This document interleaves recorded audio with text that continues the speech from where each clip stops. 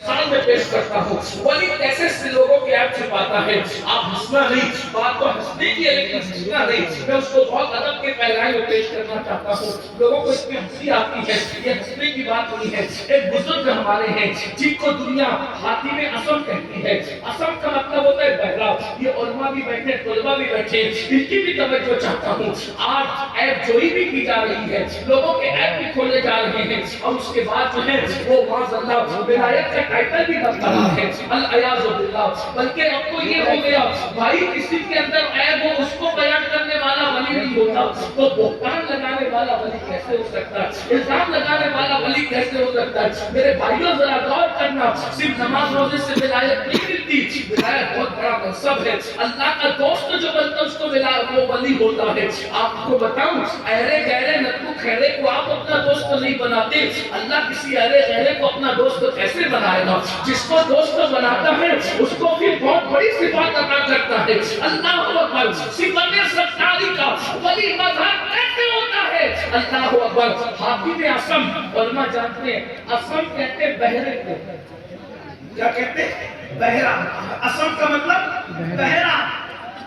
ان کو پوری دنیا حاتم اسم کہتے ہیں. اسم حاتم بہرا، حاتم بہرا. حاتم کسی ولی کو بہرا کہہ کے پکار سکتے، کسی عالم کو بہرا کہہ کے پکار سکتے، لیکن ان کو اتنا بہرا بہرا بہرا بہرا بہرا کہا گیا کہ جب تک حاتم کو اسم نہ کہا جائے ان کی پہچان نہیں ہوتی. اس لیے ہمیں تقریر میں بھی ان کو بہرا کہہ کے پکارنا پڑتا ہے. وہ بہرے تھے نہیں، بہرے کیسے کہلائے؟ تو بہرا کہلانے کی وجہ یہ تھی، ایک بوڑھی عورت بڑھیا ان کے پاس مسئلہ پوچھنے کے لیے آئی کہ مسئلہ پوچھنا چاہتی تھی. ایسے میں وہ آئی تو اس کے پیٹ میں کوئی تکلیف تھی، تو پیٹ میں اس کے گیس بھر گئی.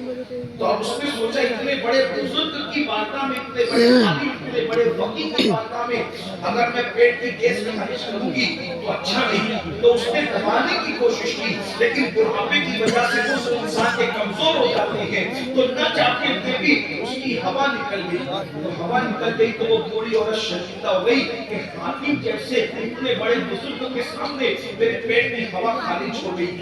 تو وہ شرمندہ ہوئی. تو حضرت حاتم نے کہا مائی تم کچھ کہہ رہی تھی ذرا کہو. اس نے پھر کہا اور زور سے کہو. اس نے پھر کہا، اس نے پھر کہا اور زور سے کہو.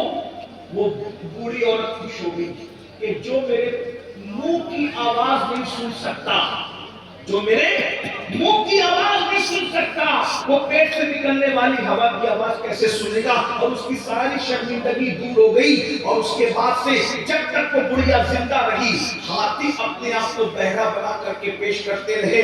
مریدوں نے کہا مرشد آپ بہرے نہیں ہو لیکن بہرا ہونے کی گویا کہ آپ ایکٹنگ کر رہے ہو. یہ ایکٹنگ میں آپ کو سمجھانے کے لیے کہہ رہا ہوں، لیکن یہ ہے کہ بہرا ہونے کا آپ عمل کر رہے ہو. آپ بہرے نہیں ہو لیکن آپ بہرا ہونے کی ایکٹنگ کیوں کرتے ہو جبکہ آپ بہرے نہیں ہو؟ آپ نے فرمایا اللہ کی کسی بندی کو شرمندگی سے بچانے کے لیے مجھے بہرا کہلانا اچھا لگتا ہے مگر نبی کی امتی کو شرمندہ کرنا اچھا نہیں. ایک بوڑھی عورت کے عیب پہ پردہ ڈالنے کے لیے قیامت تک کے لیے بہرا ہونے کا عیب اپنے لیے برداشت کر لیا، لیکن اللہ کی بندی کے عیب پہ پردے ڈال دیے.